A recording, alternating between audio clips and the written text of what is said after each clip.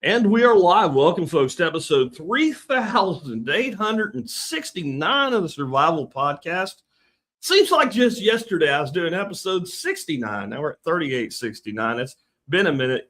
My guest and I were talking about that's Kyle Beaver. He's going to be on with us in a moment.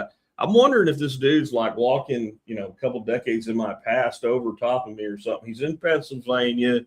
He's got a farm called 10 Mile Mushroom Farm. I got a farm called 9 Mile Farm. I'm from Pennsylvania. Kind of serendipity there, but we're going to be talking about mushrooms today. And I know you're thinking, Jack, you've talked about mushrooms a lot. I know how to grow a mushroom now if I want to. We're going to come at this in a different way today, more from the entrepreneurial side. This gentleman started out a very small mushroom operation. I think about $300 invested in it, if I remember right. Checking my notes. Yeah, $300. And, he now has a 70-acre farm. And he was able to do that by building a profitable business and then scaling that business to a degree and doing some things with it to scale revenue. And then being able to go to the USDA option and say, hey, I want a loan to buy a farm. And they said, okay. And that kind of, in fact, he's got a 70-acre farm that started with a $300 mushroom tent. And I want you guys to listen today because many of you guys, and we'll dig into this with him when we bring him on here in a minute, you may not be doing mushrooms, but there's a lot of you doing kind of these small businesses that can scale in various ways that you might be able to take the same blueprint, even if you're not in the mushroom footprint, if that makes sense. There's quite a few of you guys out there that are doing really well. For instance, hey, Mr. John Dowie, with something like microgreens.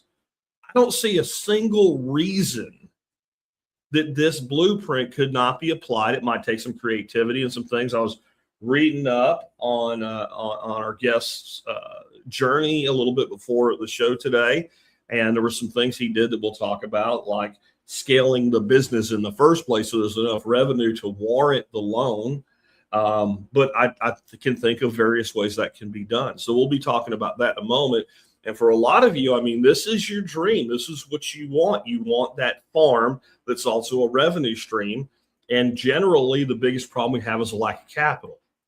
And I am a big anti-debt guy. But when I'm an anti-debt guy, I mean that I'm an anti-credit card debt guy. I am not anti-debt in of itself. Debt is a leverage tool. And leverage, when applied properly, can do more work than if you don't have the lever. So we're going to be talking about a bunch of stuff today. Before we do that, let's go ahead and hear from our sponsors of the day. Sponsor of the day number one today is Start9, where you can get your own absolutely 100%, you control it, privacy embassy server.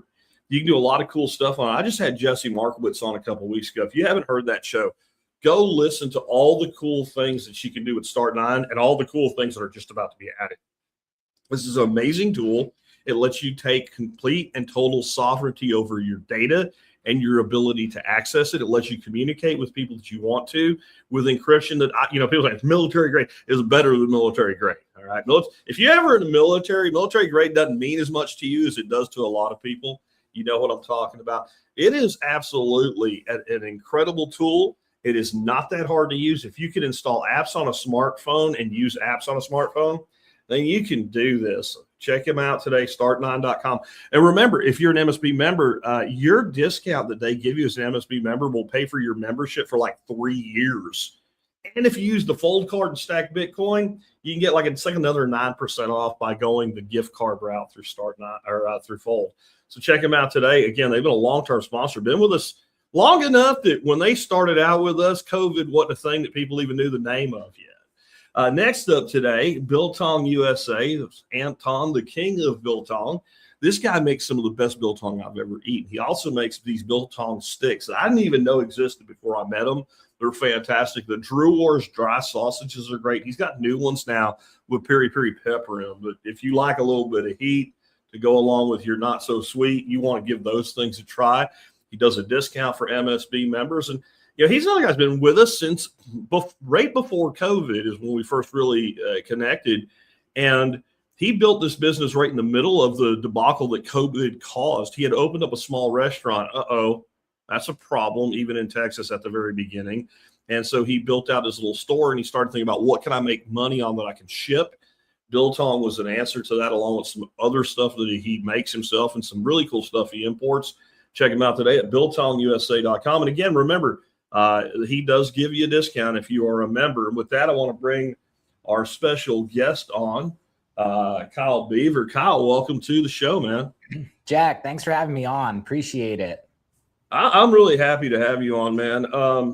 When I got your app, I'm like, okay, another mushroom guy. And I've got mushrooms growing. You can't see them. They're right here. Awesome. I've got a 2-gallon bucket in my boom room that just fruited an ass load of golden oysters that I got to harvest before they start to go off. Nice. So you have some experience. Yeah. So I like growing mushrooms. It's fun. Got some blue oysters in there as well. And I every morning I throw coffee into a bucket that propagates spawn. So I like mushrooms, but I'll tell you what else I like. I like good business models.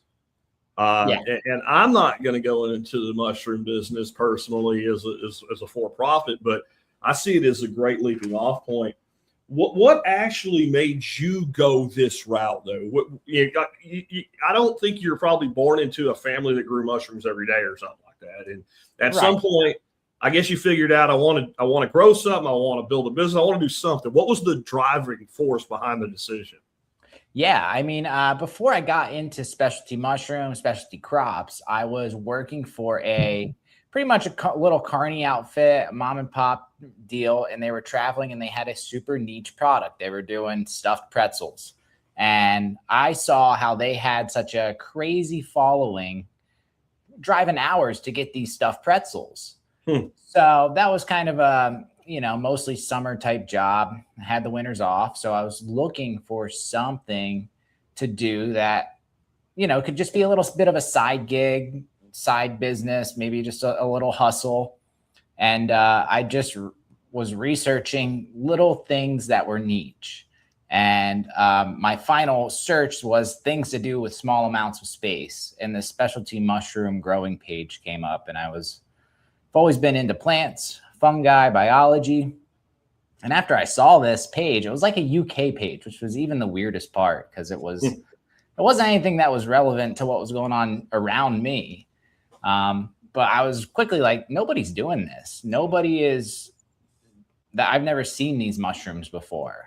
So that's where the small investment came in. I grew some blue oysters. And after I cooked them up, dude, I was like, this is something special. These are different. These are not your ordinary mushrooms. And then from after that point, I was kind of off to the races with it. Yeah, I think one of the things that did it for me with the oysters wasn't just how easy they were, but how easy they were to propagate. When I found out I could cut a stem open, pluck out some mycelium, and then colonize something and then grow that out and then make a mushroom out of it. And basically I had this never-ending mushroom capability. Yes. Like, this is way too easy not to do it. It's the unlimited mushroom hack. Yeah. And, there's a fine line between it. Like growing for personal use, you can grow on your homestead for your family all day long. Yeah. In various different methods, we do more of a commercial method here on our farm just because it's just a little bit more consistent. But with the toilet paper rolls, whatever. I mean, there's so many different. I mean, the way I look at it for a home grower is if I have a crop that goes wrong, it's probably one block or one culture that I did, and I feed it to the worms and they're happy and everything's good. If you're a commercial grower, that could be a whole lot, right? That could be a week's worth of production that you lose. So you have to use a little more tight control. And that's typically how it happens. Usually you'll lose a whole batch of, a week's worth or a whole full run at a time, just because maybe one of your parameters are off here or there. So yeah, it is farming still at the end of the day, but this is a 365 year-round indoor crop. And that's the beauty of it. And that's what was interesting to me was like, okay, there's lots of other avenues other than just selling the fresh mushrooms first off. But there's also the year-round aspect where like, okay, this could maybe be a full-time gig. Yeah. Yeah. It's really, in some ways, it's not a manufacturing process, but it functions like one. There was a while I was doing this project on YouTube where I was making meat every week, and I was doing a meat of the week, and I was making a batch every week. And what I ended up doing was in a 15-minute cycle, I could bottle a batch. I was just doing little 1 gallon batches. I could bottle a batch, so 5 basically wine bottles of mead, and I could rack a batch into a secondary fermenter, right? And then I could brew a batch. And once I had enough in the pipeline for one to be coming out every week, I could spend 15 minutes a week and produce a gallon of mead. Now, it didn't start out that way, but it had that ongoing manufacturing capability once the pipeline was full. And what I love about what you guys do with mushroom farming is it's kind of the same theory, and then you can scale the volume that comes out the other end, but you can know each week I'm going to be able to produce X amount of lion's mane, X amount of blue oyster, X amount of, chestnut or whatever it is you're growing. And that gives you stability, and it also levels cash flow, which for agricultural business, most agricultural business do not have, leveled out cash flow in them. It takes a lot of discipline. In fact, a lot of the debt structure of our country, and I'm not talking about the good debt that you and I are about to talk about, but a lot of the debt structure in our country goes back to financing farmers because they never had the money to get the crop in the ground in the beginning of the year. They needed to be able to subsist until harvest. And, somehow when you run that model, it gets really hard to get ahead. Yeah, it's bad, Jack. I mean, I think the U.S. Corn Association has said that I think it's 80 or 90% of row crop farmers were in the negative last year. And that's just due to input costs. It's insane. This is on their site saying that growing an acre of corn is a negative $150 net. This is like the organization designed to get more people to do it. That how's that for incentive? Hey, join us and lose $150 an acre every year. Yeah, it's insane. And agriculture itself has bred this real, almost like social system of needing to be reimbursed by the government. And I think it's led to this ultimate thing where people want to grow food, but they don't think about it as a business. They don't think about it as, how am I really going to support myself other than getting subsidies? And that's what's so cool about mushrooms. The margins are out of this world compared to row cropping. Sure. So off of a block that you can buy for $10, you can yield anywhere between $40 to $60 of gross revenue. And there's, so there's real profit there. But absolutely. It's insane. So that actually merges well with my next question. We talk a lot about self-reliance here. What does self-reliance mean to you beyond just growing some of your own food? Yeah, self-reliance. Yeah, I think it has to be a full picture thing when you're thinking about, especially if you're going to invest into property, you're going to invest into all this stuff. More than likely, you want self-reliance on a total, holistic approach, So for me, that means solar, the whole nine, battery backup, other options when it comes to water, having, a 10-year garden, stored seeds, all that kind of stuff, quote unquote, the real prepping deal. And I think it only makes sense. There's no point in really doing it half-assed, because if you ever really do need it, you're going to be wishing that you had it. So when it comes to the farm itself, really getting off the grid is something we're working on right now. We're working with an awesome solar company. It's the best we can do. I'd love to do something different, but it's a really great deal. And with the other government incentives and some grants and other things that you can obtain as a small farm, you're virtually paying nothing out of pocket, which is crazy. I'm still in the process. I'm still learning about it, but essentially how it works is the tax credit from the federal government pays for half of the incentives, which that's been the case for a long time. And the other half is taken care of by a state grant. And how this company works, they'll actually write the grant for you with a deposit. If you don't get the grant, you don't go forward with the process. So there's almost no risk to you. So that's one aspect of what we're trying to do as far as a holistic approach. And also other streams of revenue here. I don't think farms these days can quote unquote survive with just one stream of revenue, so we're taking the agritourism route here. We have some Airbnbs. We have all the coal strippings here in Pennsylvania. We're about 10 minutes from them. So there's a large off-road community now coming in. So we live 10 minutes from one of the world's largest free admission amusement parks. So, we're adding all of these little things in, and really that's what survival is all about. I think where we're at right now, it used to be different. I think in the 80s, you could grow corn, in the 70s and do decent and be able to actually buy and purchase land. But I actually talked to property came up for sale here next to me last week, and I'm talking to Farm Credit about figuring out a way to get it. And his words were, you pretty much are not going to be able to purchase ag land doing ag. It's insane. It's just insane. So that's, that comes back to purchasing this 70 acres that I bought. Yeah. I almost want to start emphasizing a little bit more, because people have been commenting on all of our socials, check us out on Instagram. We're Grow Mush More. And we talk about this land acquisition a lot. And people are like, well, we can't pay $10K for an acre for farmland. And it's like, dude, yeah, that's right. We're past that point. Find something that's workable and make it happen. We're turning my property back into ag land. It was timbered, it has some real problem with invasive species. And we're taking care of it, and that's the reality of the situation. You're not going to buy pristine farmland for $3,000 an acre, but you can find other great properties that have a lot going on for them for cheap. Yeah, I completely agree with that. And that right now to me is where opportunity actually exists. That's where it lives. Rich people buy a house that's perfectly built and remodeled, right?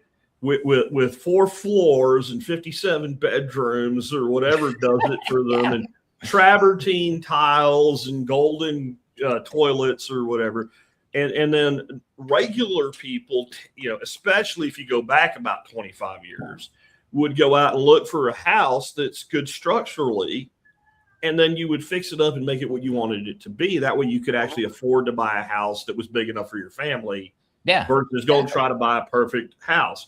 And land is in many ways actually a bit easier to rehabilitate than an effed up house. Like a really effed up house, like sometimes, what does this house need? Well, it needs 5 gallons of gasoline and a match. Mm-hmm. Yeah, exactly. I mean, there are, and I know the part of Pennsylvania you're talking about too, because I grew up in Schuylkill County. And, we're just north of Schuylkill County. Yeah. Like when you're talking about coal strip mines and stuff like that, I'm like, I wonder if he knows about the Blackwood Buggy Festival that was around back when I was in high school. I haven't heard of it, but I'm sure it's the makings of all of this that's going on. It's kind of like what you're talking about. It was a big thing. It was informal, and it happened once a year in the summer, and there'd be about 30,000 people out there, and about 15,000 of the 30,000 to be teenagers. Yeah. And every once in a while, they'd send like a state trooper out there to check on things, and he'd come up over the hill, and you're looking at 30,000 people and one dude with a cherry on the top of his card. You just see him 3-point turn and leave. Like, I'm not doing this shit. So yeah, it's and there's a lot of land up there that desperately needs rehabilitation. Mm-hmm. And I'm thinking there's probably some grants specifically to rehabilitate the land. Right. So and that's the thing about these government programs. They can be very predatory, but when they allow you to do the thing you want to do anyway, that's a different situation. And probably the least predatory government body that does things in the real world today is NRCS. Mm-hmm. I mean, I've had several people from NRCS on talk about some of the things they do, and I'm like, I kind of hate the state, but I don't hate you. I mean, like they do some really good stuff. Like I've had people get upset because, I've advocated things like high tunnel grants and we're supposed to be all libertarian and whatever. Like, man, until you get 100% of the money they've taken from you across your life back, get anything you can as long as it works for what you're trying to do. Absolutely. And, my whole motto is, kind of use the government to get up over the government if you can. You know, everyone else is doing it. These billionaires are doing it. Why are you not going to take advantage of the things that are present to you as just a common person and use it to your advantage? I mean, it's silly to say, oh, I'm not going to take that. I'd rather pay 10% interest from the bank. Well, first off, the bank isn't going to give you this money. Second off, the government's going to back you on a 40-year mortgage for the lowest possible interest rate you're going to find. Our 70 acres here, we have an 8,000 square foot warehouse where I live here in a second story mezzanine. We pay $1,900 a month for our mortgage. It's 3%. We got in right after COVID, you know, and right now it's only up to 5%. So like it's nothing compared to what you would pay from Farm Credit or anywhere else. Yeah. And it's 0% down. That's literally awesome. Zero. Up to 600K. So I did all the work here myself. I built everything myself just because I wasn't going to be able to do all this for under 600K by myself, put the building up. And so that's the land, the building, the infrastructure. That's everything. Yeah, that's everything. So, but it's still feasible, you know, you're right. You got to be in the right area. Like here in Pennsylvania, the land can be found for cheap. Particularly, you know, stuff that's trading hands in this farmland transition. You know, there's a lot of wooded land connected to existing farms that's being broken up. And the property here that we found, I just did my research on it. It wasn't on the regular MLS. It was on like whitetail properties. I'm a big hunter. You know, I'm a big hunter, and it wasn't listed. There wasn't a sign. There wasn't anything. I did some research, and, you know, come to find this woman probably actually never laid eyes on this property. She had inherited it. She, you know, she didn't know anything about it. She had it timber cut.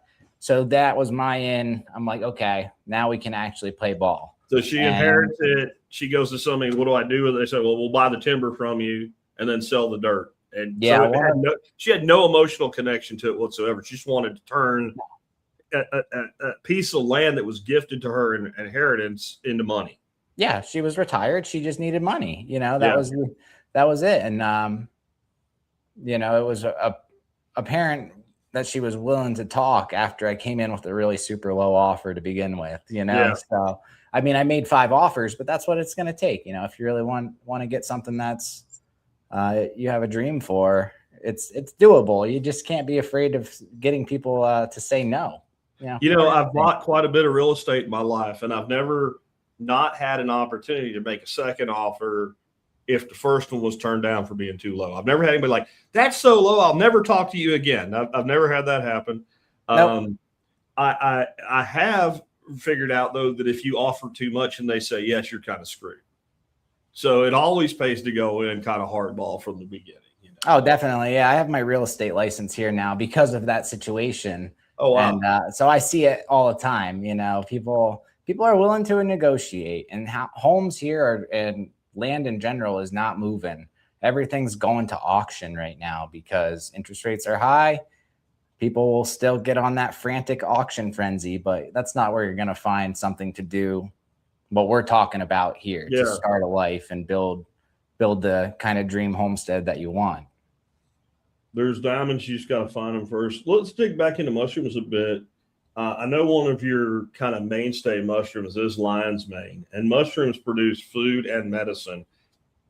How does lion's mane fit into what you're doing and the self-reliance mindset beyond just income? Yeah.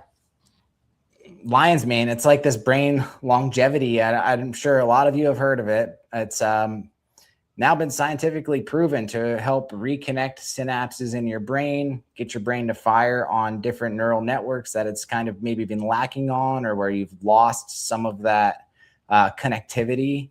It's a really special thing, and it's been proven to have some effects on Lyme's disease as well, which I don't know if you guys got the Lone Star tick where you're at, but we got pretty much all of them now, and they are really bad. And we've had some customers using our tinctures and medicinal stuff who have said this is the only thing that really helps with my Lyme symptoms.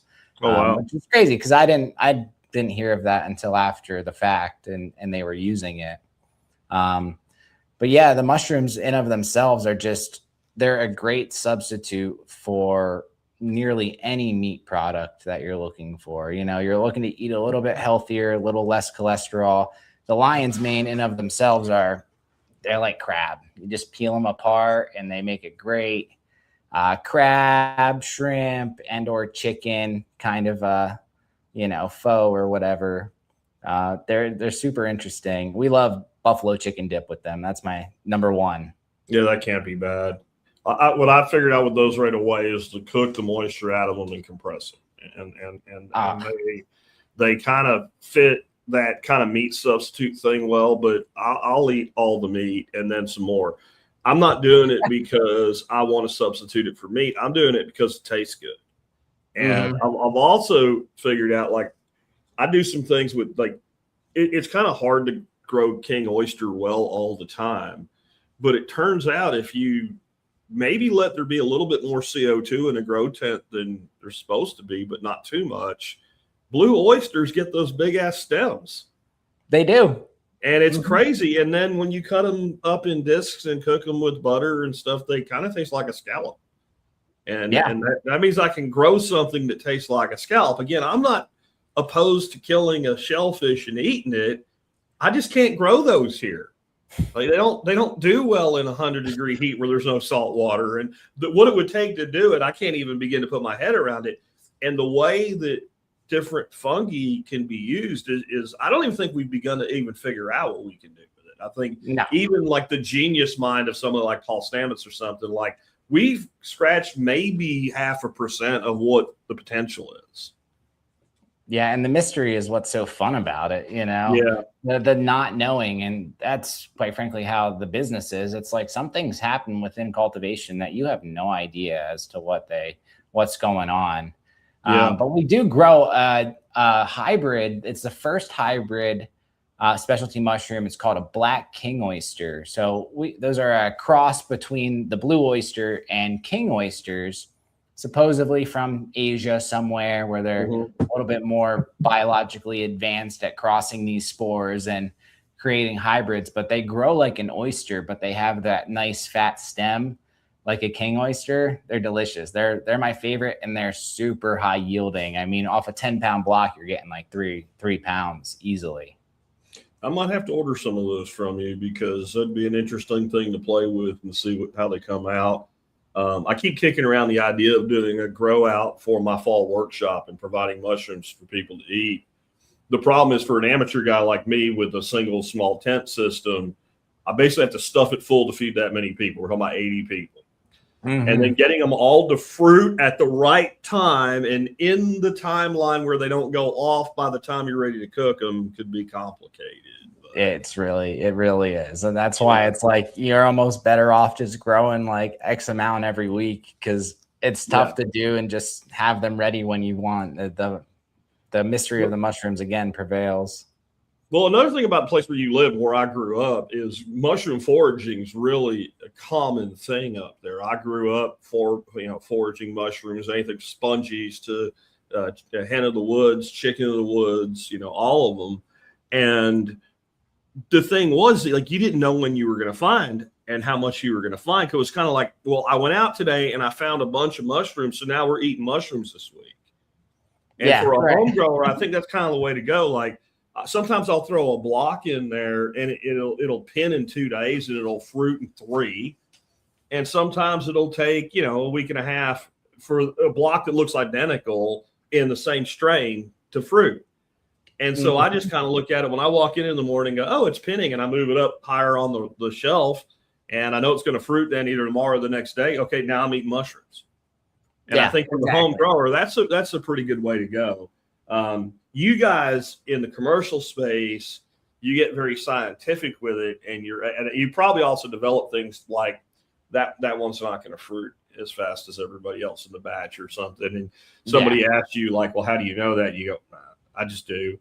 That's kind of how it is. It's just experience with a lot of these things, and there's always things going wrong and awry. It's nothing that's dead set by any means. You just have to kind of go with the flow, and that's what keeps it exciting, because sometimes you'll inoculate some substrate and it'll get a real slow jump, and there's just a tiny bit of mycelium slowly growing off of the grain. And, you know, at that point, what we do is we re-break and distribute the spawn. If you're home growing, you may not care to do that. And it's just going to take another 3 or 4 weeks, you know? Yeah. So. Yeah. Yeah. I've put stuff in there and gone, I don't even think that was my fruit. You walk back in the next day, and like lion's mane will do that a lot of times. Like, and also there it is. Like, where did you come from? Like, you know, like, yeah. Where did you show up from? You got somebody showing up there for you right now. You're oh yeah, this is my deaf cat, Jerry. He's a lover. Almost all deaf cats are white. Yep, he has that heterochromia. So yeah, his eyes are different colors. We had a Duluth calico that was primarily white. She was like that. I remember telling the vet one time, I said, the new vet, she's like, she's deaf. And she's like, no, she's not. And I went up behind her and just slapped my hands together right behind her head as hard as I could. And she could kind of like, something happened, but I don't know what it is. And, a loop for the world. Yeah. She goes, oh, well, that's okay. Like, yeah, I know it's okay. But let's talk a little bit more about your route, like using USDA loans and looking at that differently. You said in your application beyond on the show that basically you don't look at a loan the way a conventional person does as something to avoid, more as access rather than debt. And I think that's a good way to look at it. We're looking at money as capital in a type of business rather than just debt to buy something that's going to be worthless before the debt's paid off. Well, yeah. And Jack, you got to look at it this way. It's like, if I wasn't here doing this, I would be renting a house somewhere for almost the same amount of money. I would have all kinds of expenses. I would be driving to work. It's the same thing, you know, whether or not my business does great or not, if I can pay the bills, I'm still in a better off spot because we're creating equity here. Yeah. So I'm not taking this property and transforming it into something that's, you know, we have the $600,000 in debt. We're about to have it reappraised, and it's going to reappraise for double that. The properties are selling for, like I said, $10K an acre.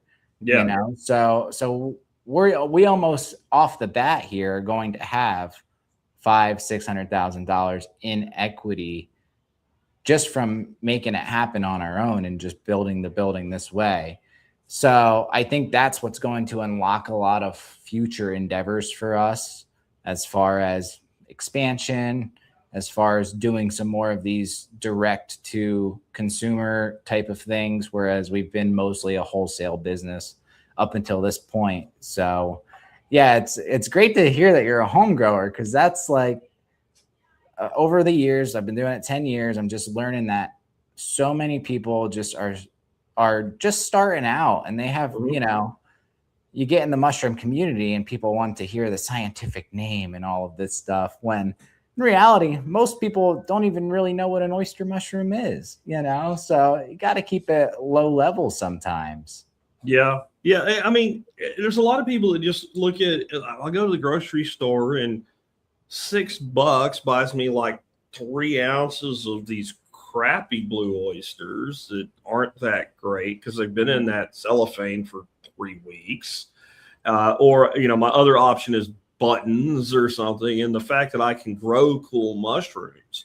And then for me, it was a little bit different. Like, I really never thought about when I was a young guy doing this, because I grew up in central PA and there was just mushroom season. There was a spring mushroom season and there's a fall mushroom season. And mushrooms were just something we went out and we got, and we would either blanch and freeze or dry, or, you know, my grandmother would integrate some of them into like her chow chow relish and stuff like that. So it was just a product of the land. So when I got down here and, you know, kind of like started building out this little homestead and all, I'm like, I should have some mushrooms here. So you do some research and they're like, well, just inoculate your garden with King Strophoria. Okay. Yeah, that would work really good if I lived like 200 miles north of here. Yeah, but you're since, dry. you know, generally in the, like this year's different. I probably could grow them in the summer this year. It's hot, but it's humid. Generally in the summer here, you know, don't sneeze too hard. You'll start a grass fire. I mean, that's how dry it is. And you're not you're not growing True. much mushrooms in this environment. Even in our fall and spring, there's a very narrow window of the stuff you really want to eat is going to do well here. And so I'm like, well, if I'm going to do this, I have to figure out how to do this inside. Mm-hmm. And I'm even doing things now that are kind of unconventional. Like I have about a 10-gallon tub in my grow tent right now that's full of soil because I'm doing Kingstrophoria inside. Right. And you ain't going to grow Kingstrophoria without soil. It doesn't fruit off a block. Right. Nope. And I'm like, I wonder if this can be done. Well, turns out it can be done. And I think we're going to have this kind of collaboration, I think, between the home grower hobbyist and the commercial grower to figure out all the things we can do. Absolutely. And that's where we're at right now. That's exactly where the trajectory of the business is going. Like we were doing the wholesale stuff. Really what we do is we sell the blocks on a wholesale level in quantities to other farms across the country. So we're shipping the blocks to other people who are making their living off of fruiting the blocks. So now with this whole realization that people are beginners, we've started an actual grow club where we're doing subscription blocks in smaller quantities to people's houses, and they're able to grow them indoors and do from a small thing to kind of build up and get to a point where maybe they could have a business out of it. And that's what's so cool about going back to the USDA loan. The USDA only requires to be considered a farm to sell $1,000 a year. Some people argue that point, but that's what I found. It's 10,000 or 1,000. I found 1,000 on most of my searches, and there's really no other stipulations than having to sell $1,000 worth of farm products produced on your property. Now, you're not going to qualify for the 600,000 for that. No. But when we qualified, we were only doing like 60K a year. We were doing farmers markets. This was prior to scaling up and actually becoming a wholesale distributor. This was the point where we were just still grinding it out, doing farmers markets, and hadn't made really an online presence yet. Yeah, that's really cool. And I think people need to understand there's a difference between getting a loan like he's talking about and having land zoned agricultural. Those have different requirements. Like I'll never have a zoned piece of ag land here on my property because it's only 3 acres. And we have a minimum acreage, unless they change it. But right now we have a minimum acreage in Texas of 5 acres to be considered zoned ag. It doesn't mean that I can't run a farm. It doesn't mean I can't get an agricultural loan. Those are different worlds. Absolutely. And a lot of people buy a piece of land, use an ag loan to buy it, convert it over, and then get it zoned agricultural in the future. Like there's multiple paths to the same place. Yeah, definitely. And that's the beauty of indoor growing. I mean, microgreens and mushrooms are the things that you're going to want to focus on if you want to start some sort of indoor cultivation that you could really make this a possible reality. And about my first year into this is when I learned about the USDA beginning farmer and rancher loan. And after I learned about that, I was like, okay, this is what I'm doing. This is my only opportunity. So you just got to make it work. You just need a small indoor space. I mean, I was renting a barn for my parents. It was real tiny. And then it overtook kind of into the basement of their house for some time. And, it was just a total ramshackle type of deal. But super grateful I had the opportunity to at least get started, Yeah, I would say microgreens, mushrooms. And the other thing I would talk to say that you might be able to pull this off with is, especially going the hydroponic route, doing like baby greens, high-end salad greens, things like that. All 3 of those not only lend themselves to interior cultivation actually gives you a tremendous amount of advantage because they're quick term, high production crops that when you can dial in parameters, specifically temperature, humidity, etc., you can maximize production. And when you go into the hydroponic world, then you can start, micromanaging nutrients, and then you can also automate a lot of that. And I'm just betting the mushroom industry is tied into a lot of automation as well at this point. Definitely. And by doing that, you gain a great deal of control. And again, The hardest part I feel about being a farmer in the conventional sense is no matter what you're growing, the time between the capital investment and the capital extraction is difficult to manage, especially in a business that routinely has very expensive shit break. Right. So like it'll be right in the middle of that cycle where on the furthest from planting and the furthest from harvesting possible that, a $50,000 piece of hydraulics will break. Oh, yeah. Right. That's the kind of stuff that happens to farmers on a daily basis. And you don't have a $50,000 piece of hydraulics to break, in the kind of situations that we're talking about, especially early on when you're small before you can really afford to okay, I got to invest in this. Yeah. Definitely. I mean, when you're small in those first 3 to 5 years, it's really pertinent to get that cash flow up. And that's kind of what our programs are focused on, are helping other farmers understand how to start small, scale up, eventually get this land pretty much just with an A to Z mushroom farm start package, right? Following the exact steps that I had taken, except trying to help people cut out all of the mistakes in the years of learning. There's so much value in that. I had an old mentor way back in my sales days. So I was probably in my late 20s at this point, and I was like a hotshot sales guy. I was knocking down big money, and this company recruited me, and I went out to learn from this guy. And this dude was named Frank Madron, and he was, in his own words, a North Carolina redneck that grew up without shoes that now has a Harvard MBA. That's a dangerous man. So he sets a trap for me on one of his talks with me, and he says, Jack, do you think it's better to learn from experience to learn from somebody that already knows?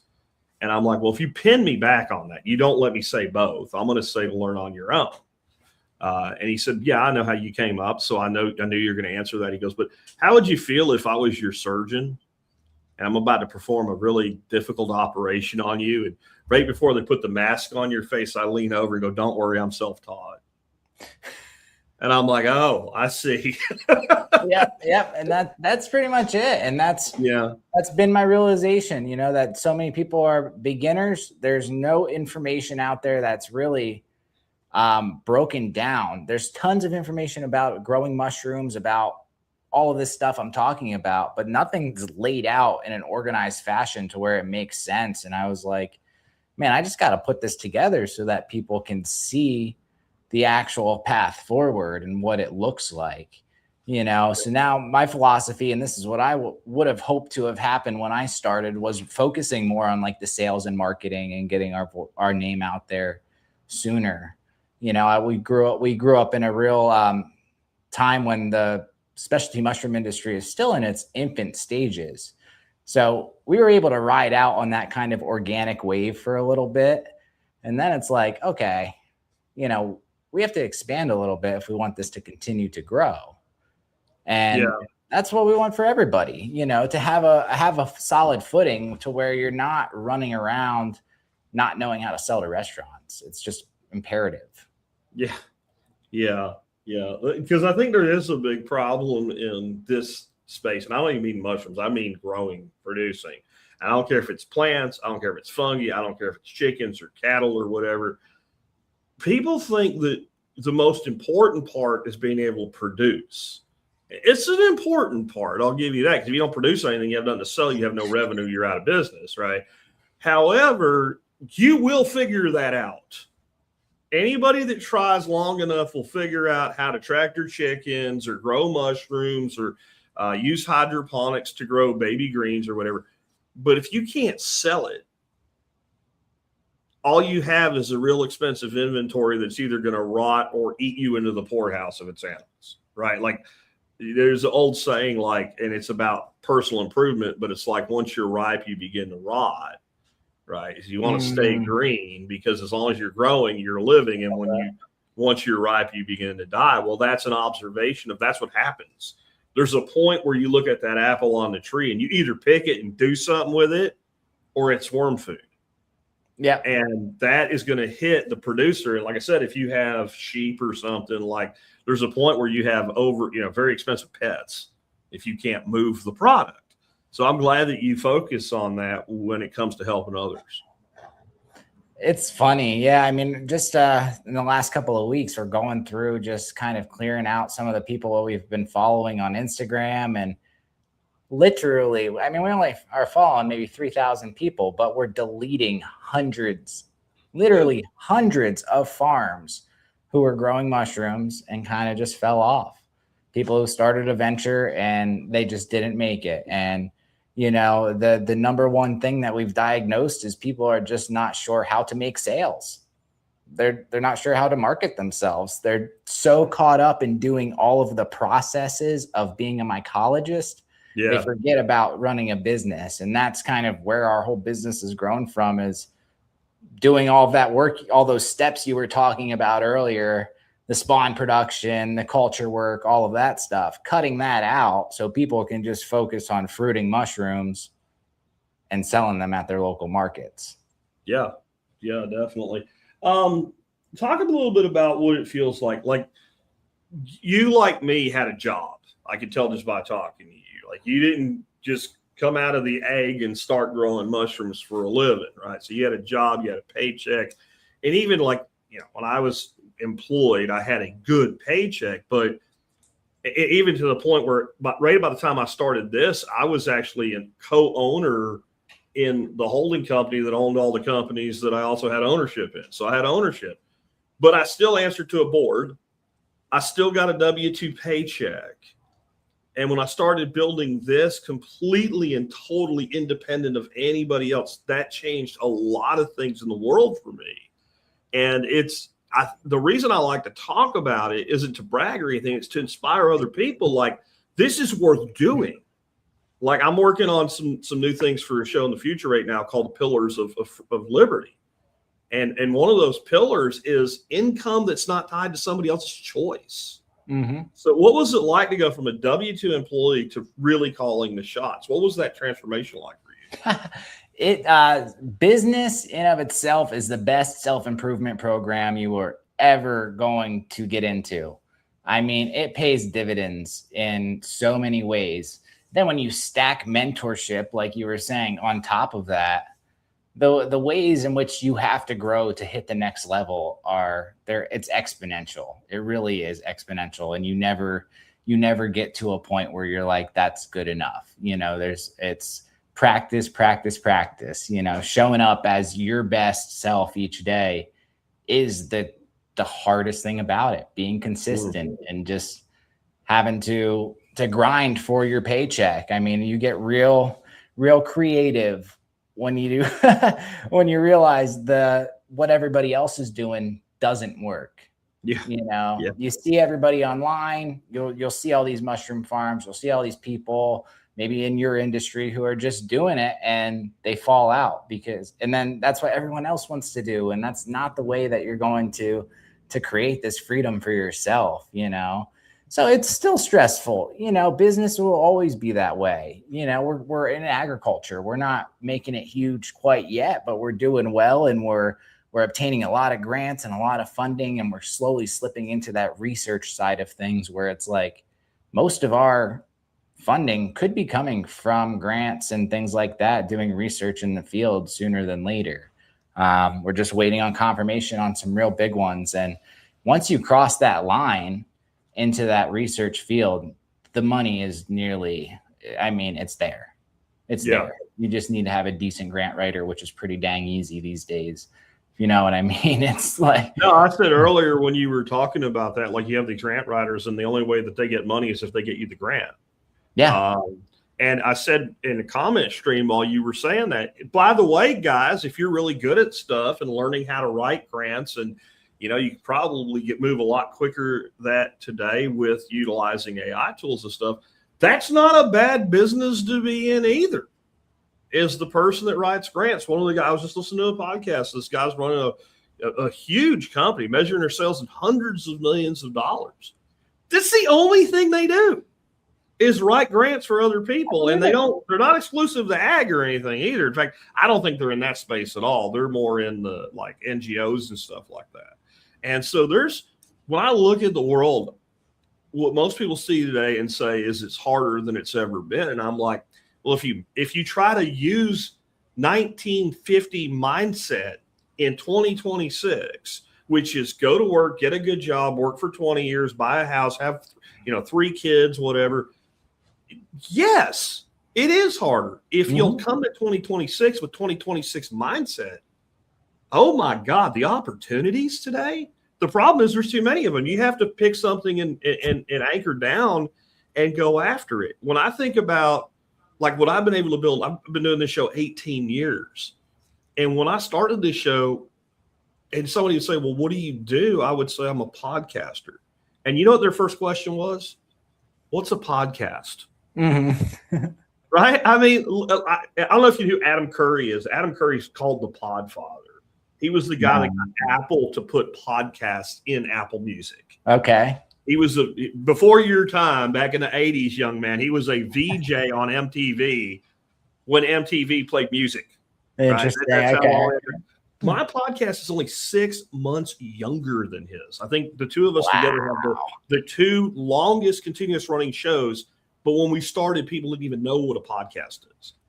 And then in that time, I've watched things like the gig economy. Like there was no Uber, there was no Lyft, there was no TaskRabbit, there was none of those things. There's so many ways to plug into income today. The key is picking something and going and doing it. And if it doesn't work out, well, what did you learn? And now what can you plug into next? And, land ownership, that's the other thing about agriculture. Agriculture is not a food business. It is a real estate business that uses food to pay for the real estate. Right? It's Ray Kroc, like one of probably the largest operating company, the largest real estate holding operating company in the world. So there's bigger real estate companies, but an operating company that also has real estate is McDonald's. Definitely. Right? Absolutely. So McDonald's is not in the freaking hamburger business. They're not in the chicken nugget business. They're in the real estate business. Mm-hmm. And then there's just a means by which, so the acclimation of assets is the key to wealth. And the key to wealth within assets has been real estate for as long as there's been such a thing as a title deed. Yeah. And so many people don't understand that. Yeah. It just keeps appreciating. That's the thing about it. It's never going to go down, guys. It's just the way it is. Either everything's going to totally collapse. Yeah. And it's be worth nothing and land is free for all, or it's just never going to go down and it's always going to be worth more. And I know there's a guy out there right now shoving his glasses up going, well, actually, sometimes he doesn't mean in the next 6 months, folks. There are fluctuations in the prices of real property. And when they go down, by the way, it's the time to go get some. But the long macro, if you zoom out on prices and the value of land, it goes in one direction. And, land is a limited thing. There is a finite amount of it. And then good land is even more finite. Like, yeah, you can get cheap land in New Mexico. Good luck with that. Not only is the land rough, but even if you put in like your indoor farm, you got to move the product to sell it, right? So there's a finite amount of land, and then there's an infinite amount of dollars until we change our economic system. Mm-hmm. So to me, appreciating assets have no top because fiat currency has no bottom. It's as simple as that. That doesn't mean there won't be some fluctuations in the middle. That's when we buy stuff if we're smart. Yeah, it's a long game. It's a long game for sure. Yeah. But like I was saying, if you can create equity somewhere by building a little homestead or just adding some sort of structure or two, there's lots of room to grow, and for me, from someone who had nothing before I did this, super appealing. There weren't any other ways I was going to acquire 70 acres other than this. And now you can do things like throw a few Airbnbs on there over time if you want to. And that's another form of cash flow. And then you reappraise the property and that's more equity. And that's exactly what we're doing. It's like, and could you have done what we're talking about doing here 30 years ago? Yes. Is it actually easier to do now, though, in a lot of ways, if we don't just go, well, it's more expensive? We know that. That's what we already said. Right.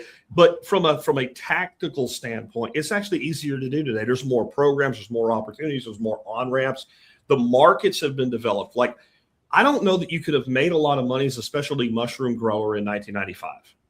The market hadn't been built yet. Now, for the right person, No market's a huge opportunity because you build the local market and you own it.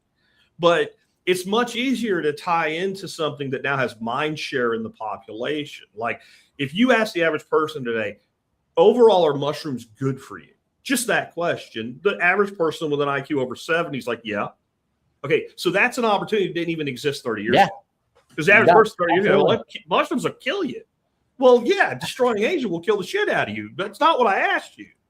Even when I think back to being a kid and foraging mushrooms, we didn't think we were doing anything for our health. It was just we were poor and we wanted food, and there's food grown out of the bottom of an oak tree.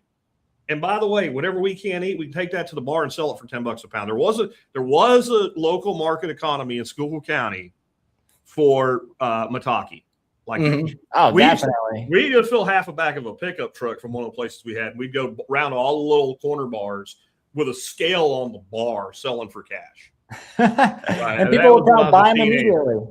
What's that? People probably bought them immediately in these. Because there was so since nobody was doing it commercially, that window was narrow. So when somebody found a windfall like that, you either bought it or like next week, it's not going to be, nobody's coming with another batch. No. Right? Like you need to capitalize on that. And so there's always been ways to hustle, but now we can actually scale hustle. Yeah. That's what the gig economy is. And that's what with these programs for real estate is the ability to scale hustle. And that's just something that I need to write a book called Scale Hustle. I love that. You coach other farmers now. What is the biggest misconception? I think we're kind of tap dancing on that. So let's go ahead and hit that, that people have about getting started. Yeah. I mean, I think the biggest misconception is that people think you need the land to start or you need the space. I mean, you need a closet. You need something. You need to start that ticker for the 3 years as soon as you possibly can. You know, and the way to do that is outfit a closet. Like you said, you have a boom room. Behind me, we have these little grow tents that all of our Pro Grow Club members get. And there's so many ways to do it in such a low tech fashion just to get started. I mean, the key is starting. Get your timer started and start doing the work. Hopefully selling a little bit of mushrooms your first year. Like I said, the year in which we got this actual loan, we were only doing like maybe $60,000 a year. It wasn't a lot. And they were like, okay, this is good. And I was like, this is good, you know, and they just want to know what you're going to do with the land, you know? And I'm like, I'm going to put a building up. I'm going to grow mushrooms. I might use some of the logs for shiitake. They're like, good enough. You know? Yeah. And then the beauty of that is, since that was your plan and that's where your revenue already came from, then it was like whoever's making that final approval can look and go, well, can this scale? Yes. Does this person have experience doing this? Yes. Do they have existing revenue? Yes. If they scale, will they have more revenue? Yes. Their overall credit worthiness, like do they generally pay their bills? Yes. Stamp, move on, because that person making that decision is actually more robotic in their response than somebody underwriting a loan to buy a conventional 3-bedroom house, right? They have this checklist, and if the checks go in, then their job is literally to give that money to somebody. Yeah. And I know that's hard for some people to get their head around. There's literally people, you are paid and judged on how much money you give out. You're also judged on how well you do that. Like what, when you do it, did you make a good yes? But overall, that is their job. There's people that are in major corporations that are paid to hand out private grants, and they get in trouble if they don't give away all their money. And sometimes those people, you can't get money from them if you ask for too little because you're not worth their time. You ask them for $10,000, get out of here. Mm-hmm. I gotta do $30 million worth of grants. I don't have time for your shit. Get out of here. Right? Like that's something I learned when I started looking into the grants. Like there's public grants and there's private grants, and they have different ways that they're managed. Yeah. And there's so many, and the USDA essentially has things for people at all levels as well. So this is part of the farm coaching and what we're doing. We're getting people connected with these programs, and ultimately our program Farm Launch is where we're starting. Like I mentioned, the A to Z mushroom farm start is 6 weeks to a fully scalable mushroom farm is the whole deal. And people are just need to make that first investment, and the $300 can come from a FSA microloan, which is a super low, super low investment. So essentially you could go take a microloan, which is like 5 or 6%. It's a 7-year term, up to $50,000. As long as you have an LLC registered, you can make your first investment to buy whatever to start growing, and you're off to the races. It can all be financed. And that's exactly what we did. I had the $300 was quickly turned into a microloan where we bought our first mixer, and then we were mixing stuff up, and then we started selling the substrate. Yeah. And I mean, I learned when we helped build out a farm in West Virginia that the worst thing you can do actually is to spend your own money if you have it.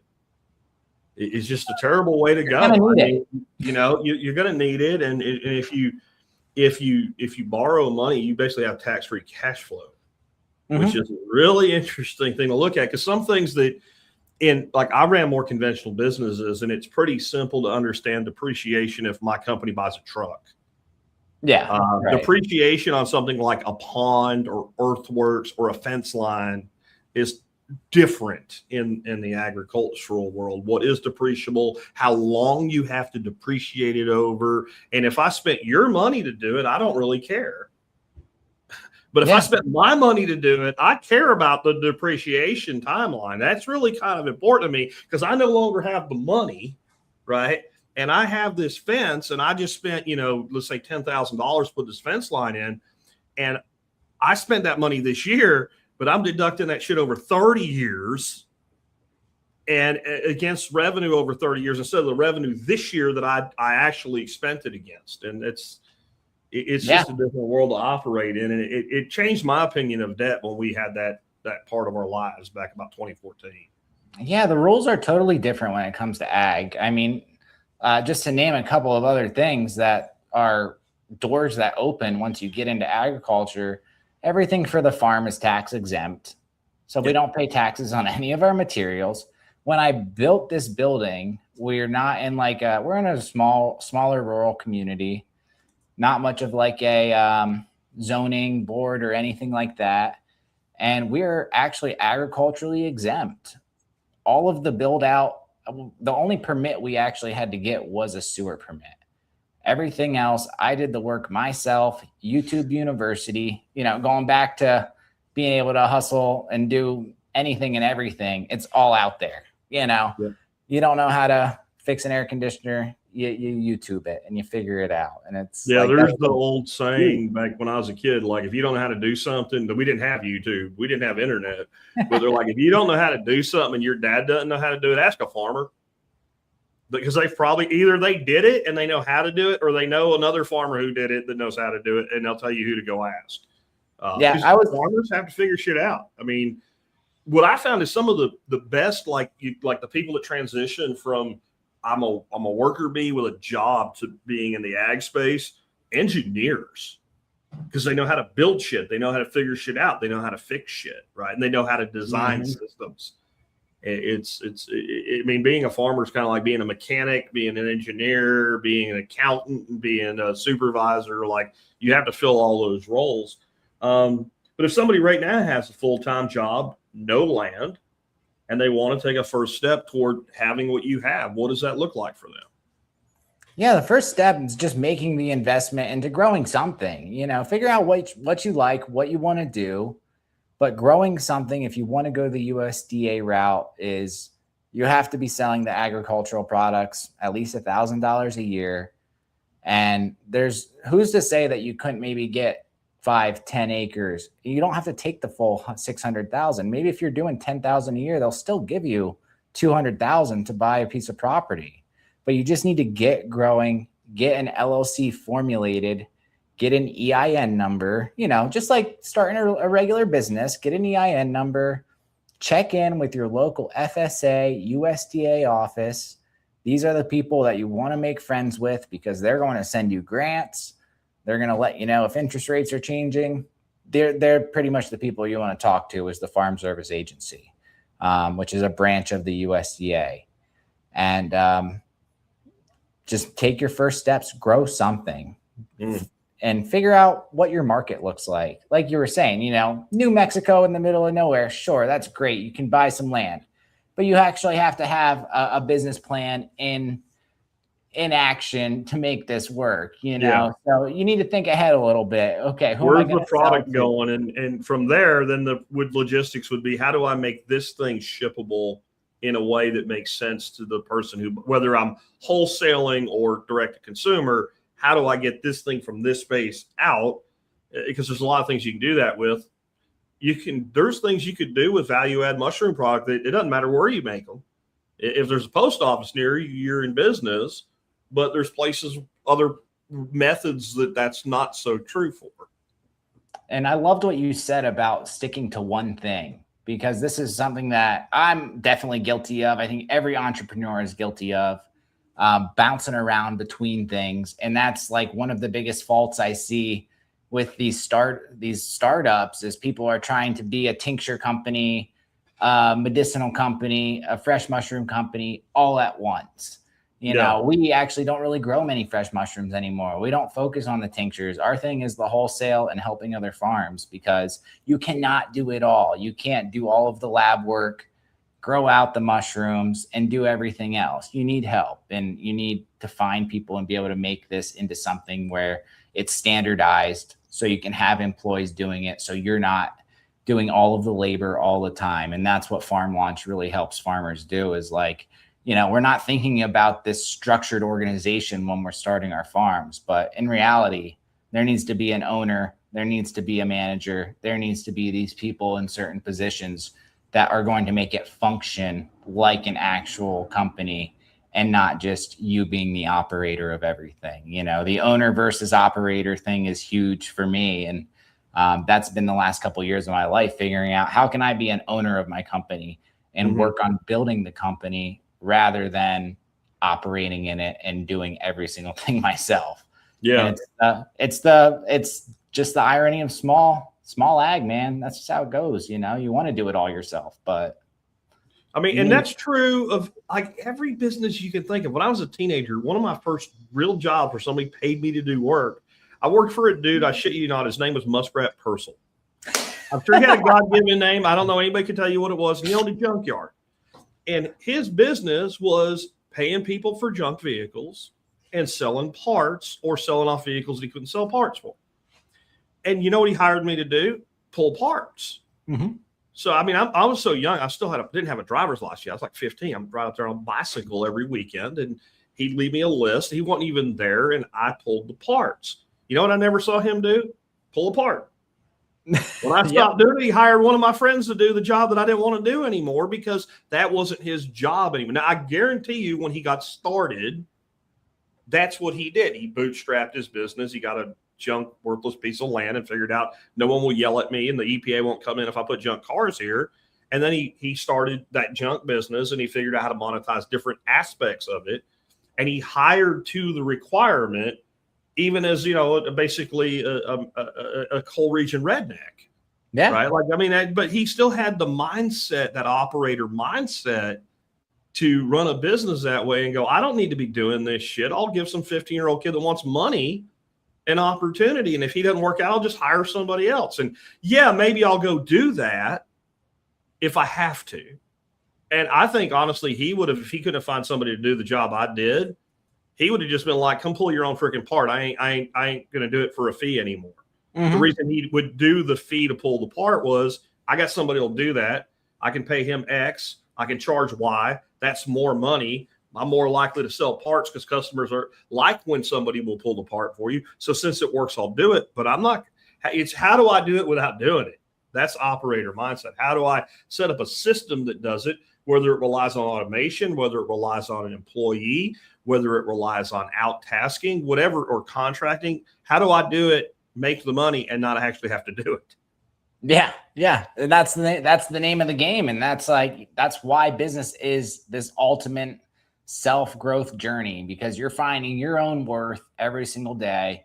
You're figuring out, okay, where is my highest value task? And, you have to believe that you're worthy of stepping up to that plate before anything's going to change. And then being able to lead people is a whole other subsect that I think we've lacked in the generations before in agriculture. You know, it was always the mom and the pops and his son. Yeah. And it's like, you know, pops wouldn't let the son touch the wrench until he was 51. And it's like a sad story. And now this guy's 50 and he doesn't even want the farm anymore because he's had no autonomy. So, you know, being a leader in agriculture is it's imperative, I think, at this crossroads as to where we're at, where it's like things are going to either change drastically and these corporations are going to buy up all the land, or we're going to lead ourselves as people and use the government to get around the government. That's an interesting thing you hit on there. Like, how old are you? I don't mean this in any. No, yeah, I'm 34. Yeah, 34. So all you 34-year-olds who tell me I don't know what it's like and you'll never own a house, quit bitching and go out and do something with your life. This guy did it, and he started a hell of a lot younger than 34. Went out and did it. Nobody did it for him. Nobody handed it to him. He didn't inherit the land. His dad didn't have a trust fund set up for him. So there's a way to do that. But I think we might start to see a reverse on the age impact of farming. And what I'm thinking of is about 2014-ish. I spoke at a conference. Joel Salatin was at this conference as a speaker too. And he said at that time, the average farmer in America was 66 years old.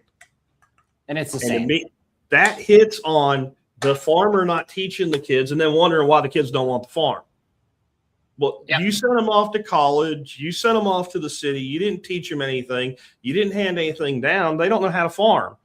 And by the time you're ready to retire, they're old enough to know what they don't know. Right. And then they have a job in the tech sector or something making 120 a year. They don't want to come farm pigs. No.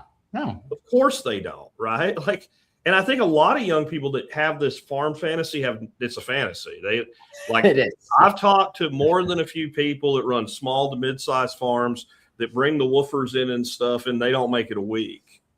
The second they realize it's not about social justice, it's about work that they have to do, right? And it's dirty and it's hard and it stinks and it's sweaty. Well, I could make more money than this packing boxes in a warehouse. Well, then you should go do that. And they go off and do that. Yeah.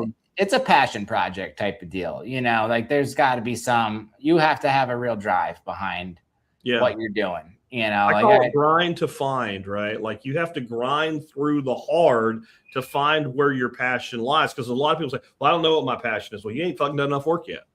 No, exactly. If you go out and do enough work, you'll find it sooner or later, you know. And on that, kind of wrapping up here, when you look at what you've built, what would you tell someone that feels like it's just out of reach for them? Especially, please speak to the people who are 25 years old right now, because I'm like, y'all assholes have a strong body and you can go out and you can make things happen. I'm almost, mid-50s now.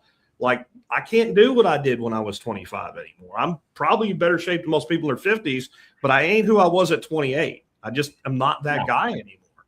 And so what would you tell that person that feels like it's out of their reach? Well, it's funny that you said 25 because that's about when 10 Mile Mushrooms started. Okay. And at 23, I got clean off of heroin. So I literally had nothing. Oh, wow. At that point, you had less than nothing. Let's be honest, right? I had less than nothing. It was my fourth rehab, and I finally got my shit together enough. Did the whole carny thing for a little bit, and then was looking to do something on my own because I always had that hustler mentality or whatever. But yeah, less than nothing. No credit, no money to start. There was no other real options other than start my own thing and bootstrap it.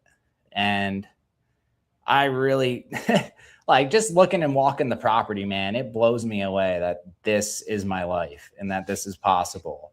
And I just want to share that with as many freaking people as possible because I know a lot of people are hurting out there and they are feeling like there's no way, but there is a way.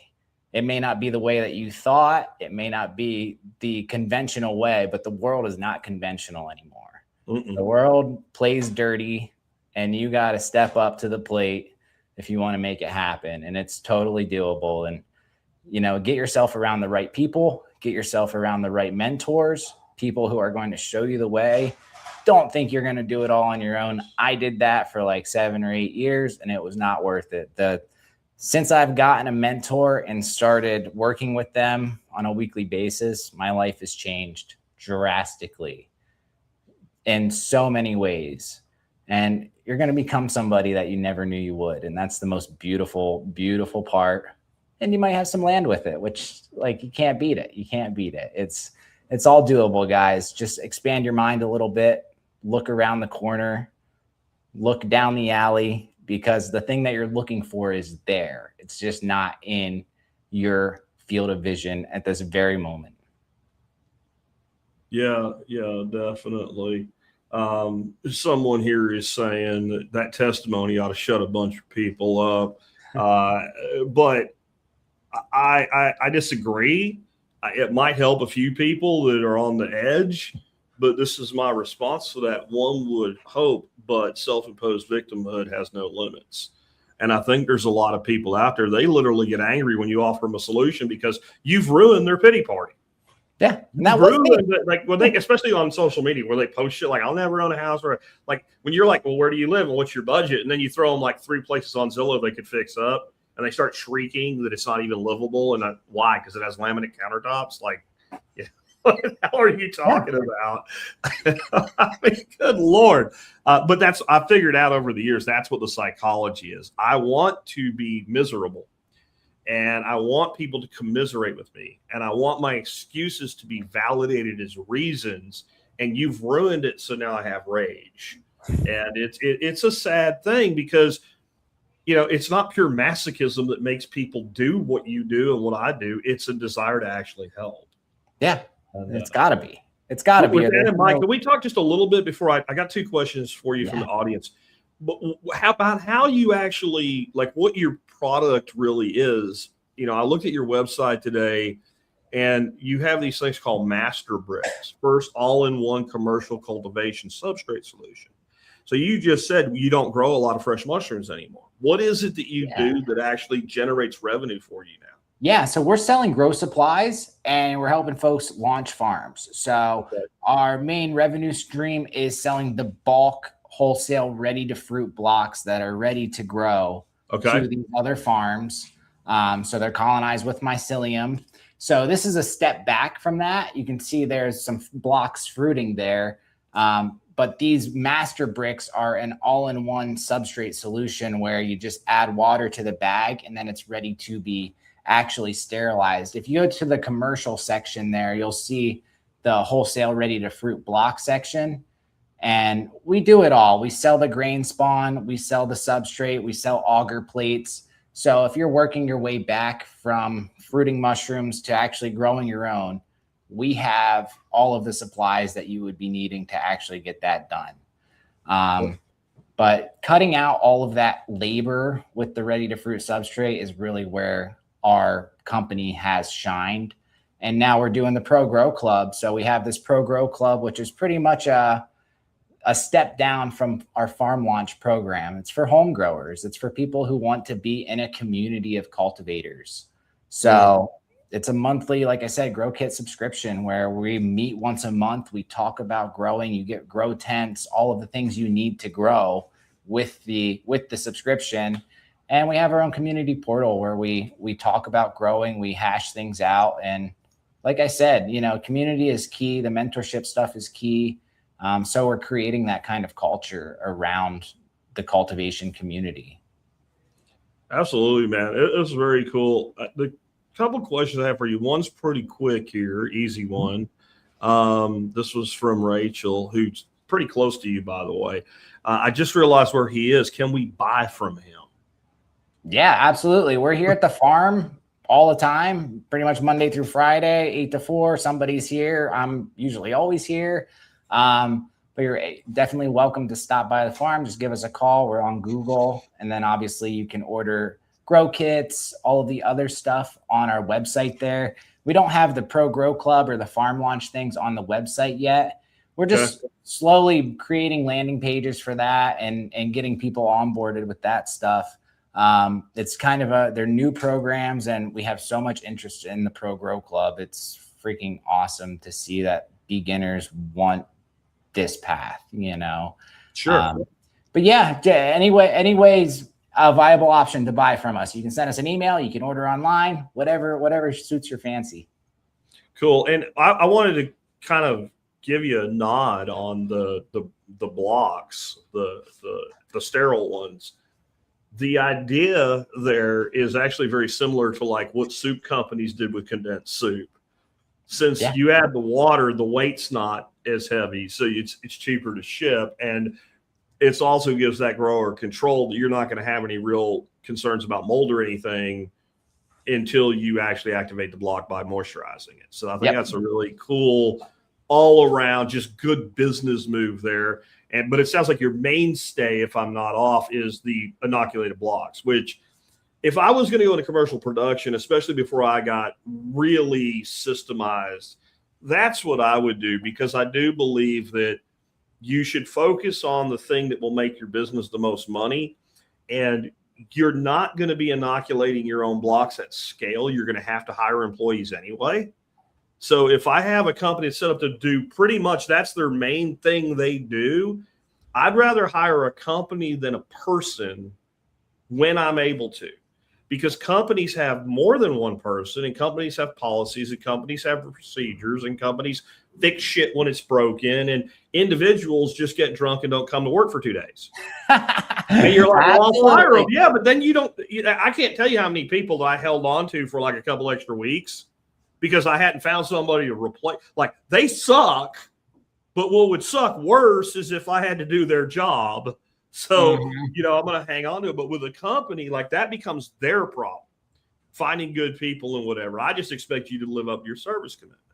Right. And so if I'm scaling a business, and that's what now my customers expect out of me, my 20 odd restaurants that I'm supplying, they don't give a shit why Bill got drunk and why he's been given a pass and why his girlfriend dumped him. All they care about is I ordered the shit that's not here. Right. And now my menu can't be fulfilled. And the person that brought their friend in, who's a regular customer, is not going to be able to get their friend the signature mushroom thing we do. And now I'm pissed. Yeah. Right. So I don't want my customer feeling that way. So if I outsource part of the production, then I can fulfill my obligation to my customer, and I don't have to worry about that. And if I get to a point where I think, well, I can bring that in-house, well, I can transition to that. And that makes a hell of a lot more sense than to be the dude trying to get all the plates to spin and not fall off the sticks, right? I want to spin one plate and deliver it to my customer. And I think that makes a lot of sense. Yeah, consistency is key. Consistency is way more of a key than even having funding in the beginning. Just being able to show up each week to those chefs and those restaurants and the farmers market and bring in revenue. It's tough. I mean, it's tough to learn all of these aspects of growing all at once. It's fun as a gig, as a hobby, but if you're going to try to make a living at it, you're going to have a lot of hard times really struggling, trying to get to that point. And that's just been my experience. I know a lot of people who have been successful doing it from the beginning and doing the whole thing themselves. But my whole thing is like, I don't think you've actually done the math on employees, on labor costs. I don't think they have, because it's pretty apparent that it costs a lot more to hire and train people, like you're saying, and to have these bad people on board than it's ever worth. And that's mind, body, and spirit. That's everything, Yeah. I mean, as an author, I get a little pissed when I look at the way that Amazon KDP pays authors. But when I actually do the math and go, well, do I want to stock books in my house and ship them to people? The answer to that is no. And if I was going to go in that business and do it, how much would I charge? And the answer is more than they do. So I'll just shut up and take my royalty check every month. Thank you. That's kind of how I feel about that business, division of what I do. And I think there's a lot of value in being able to adopt that mindset. This one's more of a technical question from Amy. Is it possible to harvest chicken of the woods and use the mycelial propagation method and propagate more out of the wild? I had a really nice patch this spring.